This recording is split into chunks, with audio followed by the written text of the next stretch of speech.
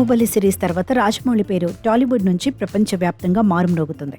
Baahubali series తర్వాత నుంచి తన ఒక్కో స్టెప్ హాలీవుడ్ స్థాయిలో ఉండేలా ప్లానింగ్ చేసుకుంటూ వస్తున్నారు. ఈ ప్లానింగ్ లోనే super star Mahesh Babu, global beauty Priyanka Chopra, Prithviraj Sukumaran ప్రధాన పాత్రల్లో రాజమౌళి తెరకెక్కిస్తున్న మైథలాజికల్ యాక్షన్ అడ్వెంచర్ వారణాసి దాదాపు 1400 కోట్ల రూపాయల భారీ బడ్జెట్తో Sri Durga arts showing business బ్యానర్లపై కేఎల్ నారాయణ, ఎస్ఎస్ కార్తికేయ సంయుక్తంగా ఈ చిత్రాన్ని నిర్మిస్తున్నారు. ఇప్పటికే రిలీజ్ అయిన ప్రీ గ్లిమ్స్ సినిమాపై అంచనాలను ఆకాశానికి తీసుకెళ్లింది. టాలీవుడ్లోనే తొలి పూర్తి ఐమాక్స్ టెక్నాలజీతో వస్తున్న సినిమా కావడంతో వరల్డ్ వైడ్ గా దీనికోసం ఈగర్గా వెయిట్ చేస్తున్నారు.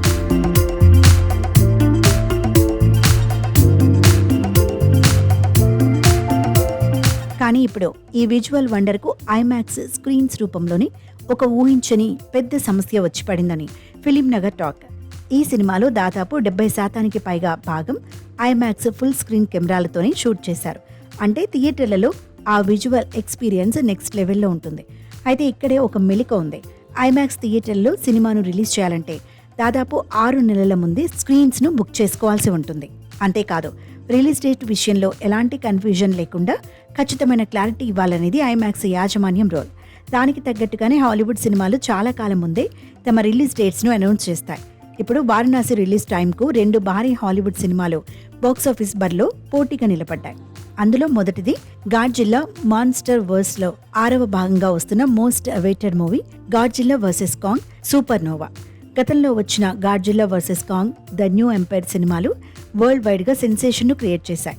ఈ క్రేజీ సిరీస్ తదుపరి భాగం వచ్చే ఏడాది మార్చి 26న రిలీజ్ కాబోతోంది. హాలీవుడ్ రిపోర్ట్స్ ప్రకారం ఈ సినిమాకు సంబంధించిన ఐమాక్స్ స్క్రీన్స్ బుకింగ్స్ కూడా ఇప్పుడే షురూ అయిపోయాయి.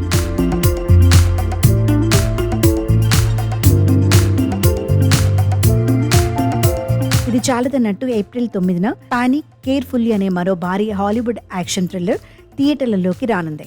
ఈ సినిమా టీం సైతం వరల్డ్ వైడ్ గా ఉన్న ఐమాక్స్ స్క్రీన్స్ ను తమ వశం చేసుకునేందుకు గట్టిగా ట్రై చేస్తోంది.